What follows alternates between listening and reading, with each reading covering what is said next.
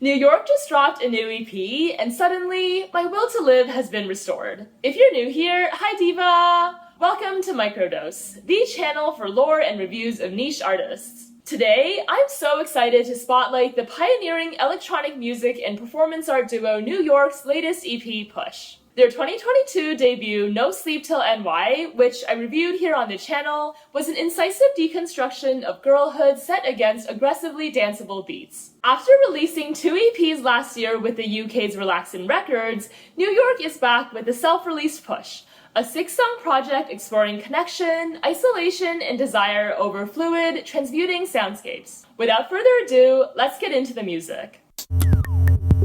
Every time you go,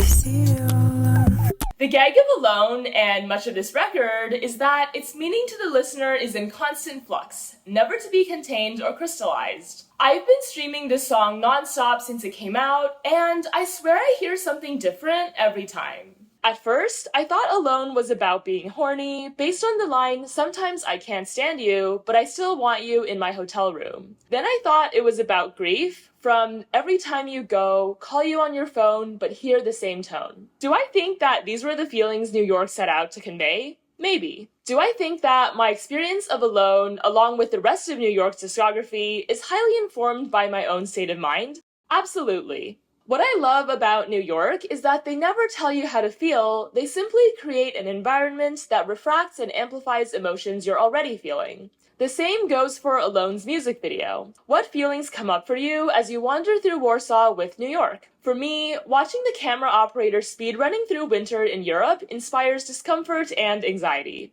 On the other hand, seeing Kumba and Gretchen in bed with their heels and clothes on makes me feel seen. Alone thrives in ambiguity. The song and video are never about one thing, but about how multiple, contradictory feelings can coexist. It perfectly demonstrates New York's uncanny ability to create works that resist singular interpretation.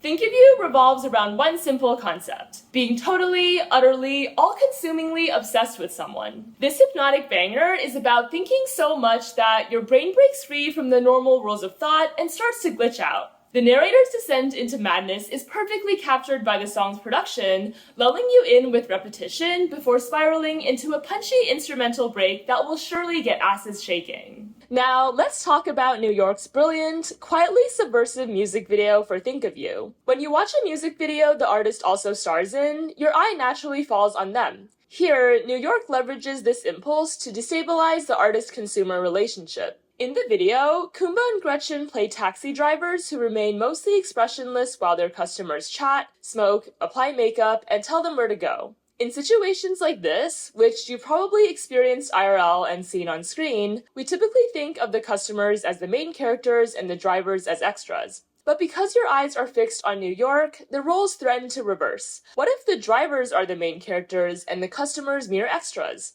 That being said, I don't think New York is angling to be seen as the protagonists here. From my perspective, they're proposing a new type of relationship between artists and listeners by acting it out on screen. They're showing us that while they, the drivers, are the ones steering the car and by extension producing the songs, our experience of the ride and the music belongs entirely to us. Their blank faces tell us not to search their expressions for cues on how to feel, nor to idolize them. Instead, New York invites us to inhabit the music fully, to bring our whole selves into dialogue with their work without being influenced by the superficial. By resisting the role of the pop star protagonist, New York opens up a radical space where music is not about identification with the artist, but about a confrontation of the self. That's low-key revolutionary, and that's why I'm so serious when I say that absolutely no one is doing it like New York.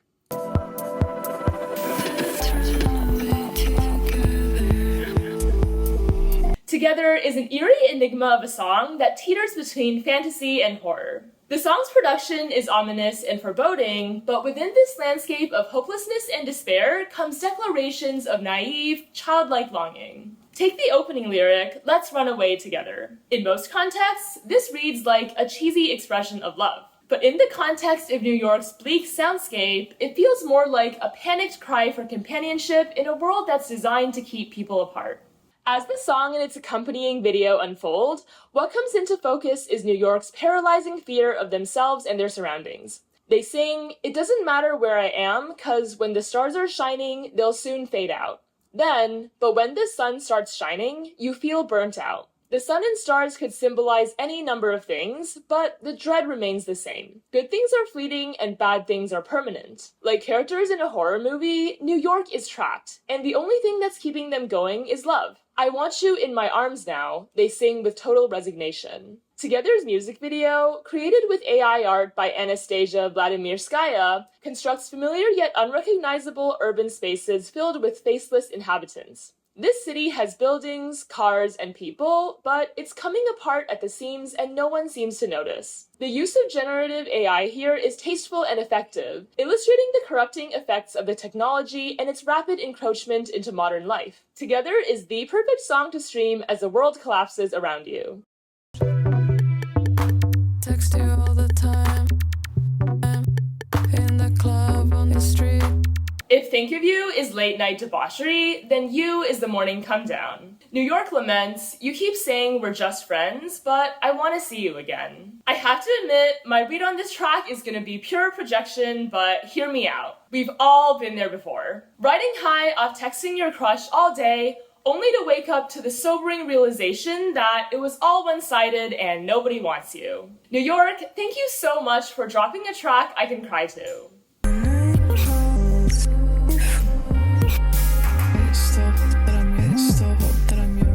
New York managed to recreate the feeling of walking around the city at night in song form, and I love that for me. On City, words are deliberately distorted and obfuscated, letting the pulsating synths take up space instead. The result is haunting. A voice cries out for a lost love, but their message is barely intelligible. City is a portrait of urban disconnection, where even the most intimate pleas are swallowed up by the city's relentless drone. To me, 2 a.m. represents the dynamism of a night out. You imbibe various substances, rub shoulders with strangers, and see the world in a whole new light. The hours collapse into a dizzying cycle of excitement, calm, unease, terror, and euphoria, with 2 a.m. capturing a bit of that emotional whiplash. Viewed one way, Push is simply New York doing what they do best, delivering esoteric missives over hypnotic, homegrown beats. It's the same formula we've seen before, but somehow, New York takes the genre to places I didn't even realize were possible. Every song on Push, including the distinctly commercial Think of You, is an enigma that deepens the closer you look. Each lyric carries subtext, the subtext has subtext, and meaning seems to shift the moment you look away. Above all, Push proves that New York is more than a sound or style. It's a radically different approach to music that challenges, transforms, and constantly reinvents itself. Thank you so much for watching, and as per usual, let me know which other niche artists you want me to review next. Bye, Diva!